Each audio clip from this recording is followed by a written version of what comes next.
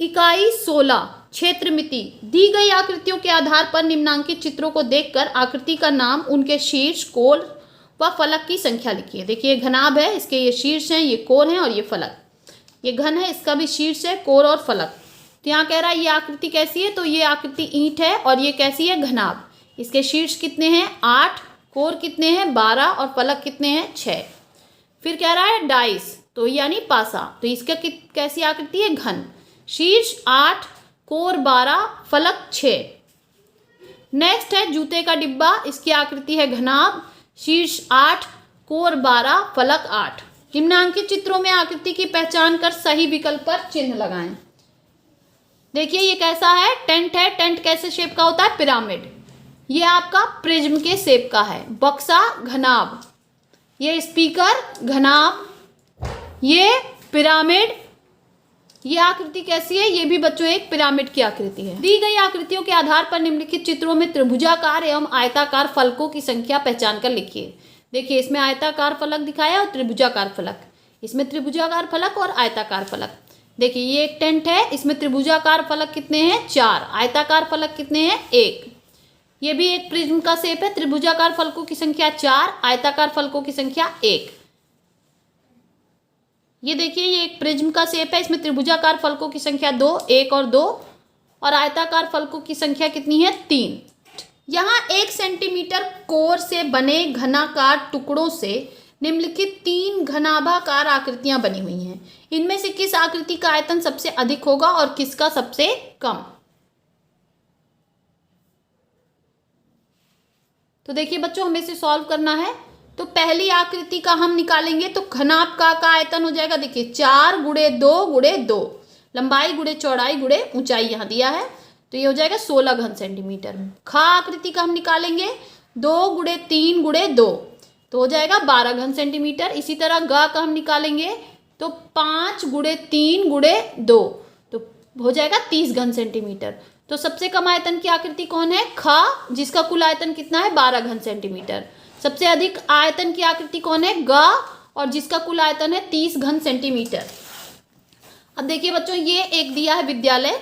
उपरोक्त विद्यालय में बनी घनाकार टंकी वर्षा जल संग्रहण हेतु को एक बार भरने पर उसका पानी 10 दिन तक प्रयोग करने के बाद टंकी खाली हो जाती है। यानी जब एक बार भर जाता है तो 10 दिन के बाद खाली हो जाती है और पुनः पानी पूरा भर लिया जाता है। अब जरा पता करके बताइए कि अगर इसी तरह पानी की खपत बनी रहे तो 50 दिन में कितने घन मीटर पानी की खपत विद्यालय में हो जाएगी। अब देखिए इस टंकी का जो आपको है दिखाया है, लंबाई लिखी है 10 मीटर, चौड़ाई लिखी है 3 मीटर। तो हम भर लेंगे टंकी की लंबाई 10 मीटर, चौड़ाई 3 मीटर और ऊंचाई 2 मीटर। तो इस टंकी का आयतन कितना हो जाएगा, लंबाई गुणे चौड़ाई गुणे ऊंचाई, यानी 10 मीटर गुणे 3 मीटर गुणे 2 मीटर बराबर 60 घन मीटर। अब चूंकि यह पानी 10 दिन तक प्रयोग में लाया जाता है तो इसी तरह की खपत बनी रहे तो 50 दिन तक पानी की खपत के लिए कितना होगा, तो हम 5 का गुणा कर देंगे तो 60 गुणे 5 बराबर 300 घन मीटर। नेक्स्ट क्वेश्चन देखिए बच्चों, ये छोटे छोटे बॉक्स हैं और ये एक बड़ा बॉक्स है। मेरे पास कुछ छोटे घनाकार बॉक्स हैं जिनकी प्रत्येक कोर की माप 5 सेंटीमीटर, इसकी कितनी है 5 सेंटीमीटर, और मैं उन्हें एक बड़े घनाकार बॉक्स में रखना चाहता हूं जिसकी प्रत्येक कोर की माप कितनी है 15 सेंटीमीटर। कितनी है 15 सेंटीमीटर है। तो बताइए उस बड़े बॉक्स को भरने में मुझे कुल कितने छोटे बॉक्स की आवश्यकता होगी। तो हम पहले छोटे घनाकार बॉक्स का आयतन निकालेंगे, 5 लंबाई गुणे चौड़ाई गुणे ऊंचाई, यानी 5 सेंटीमीटर गुणे 5 सेंटीमीटर गुणे 5 सेंटीमीटर बराबर 125 घन सेंटीमीटर। बड़े घनाकार बॉक्स का आयतन क्या हो जाएगा 15 सेंटीमीटर गुणे 15 सेंटीमीटर गुणे 15 सेंटीमीटर, यानी 3375 घन सेंटीमीटर। तो छोटे बॉक्सों की कुल संख्या कितनी हो जाएगी भरने के लिए, 3375 बटा 125 यानी 27। तो कितने बॉक्स की आवश्यकता होगी 27।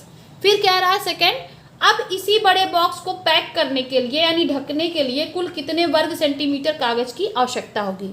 तो बच्चों ढकने के लिए हमें उसके पृष्ठीय क्षेत्रफल के कागज की आवश्यकता होगी।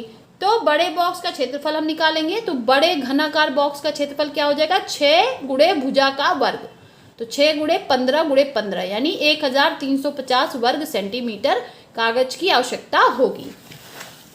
नेक्स्ट क्वेश्चन देखिए, कह रहा है यदि एक कागज को कुछ इस तरह मोड़कर एक घनाकार आकृति प्राप्त होती है। देखिए इसको मोड़ने पर एक घनाकार आकृति प्राप्त हो जा रही है।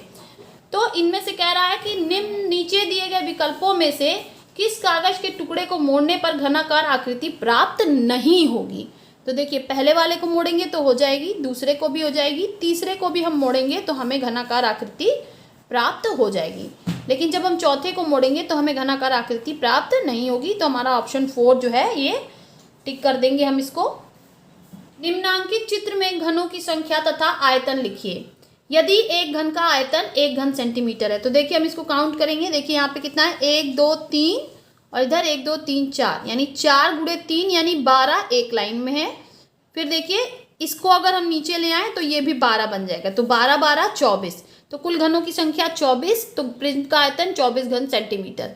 इसको देखिए हम काउंट करते हैं तो देखिए 1 2 3 और इधर 1 2 यानी 3 गुणे 2 यानी एक लाइन में कितने हैं, 6, तो 6 को 6 दूनी 12, 6 त्रिक 18 और 4 22, तो कुल घनों की संख्या हो गई 22। प्रिज्म का आयतन होगा 22 घन सेंटीमीटर। प्रश्नों के सही विकल्प चुनिए। निम्न वस्तुओं में से घनाकार वस्तु को पहचानिए। तो इसमें से घनाकार वस्तु कौन है, ऑप्शन सी पासा।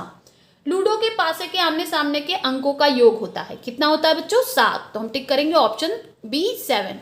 घन के फलक किस आकार के होते हैं। तो घन के फलक जो हैं वो वर्गाकार होते हैं। घनाभ के नुकीले भाग को क्या कहते हैं। तो घनाभ के नुकीले भाग को हम शीर्ष कहते हैं, ऑप्शन बी को टिक करेंगे।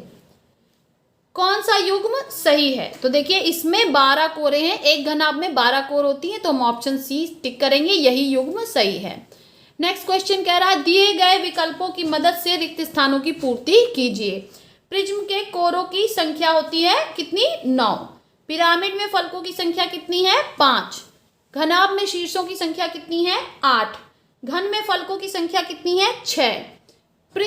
पिरामिड में त्रिभुजाकार फलकों की संख्या 4 होती है।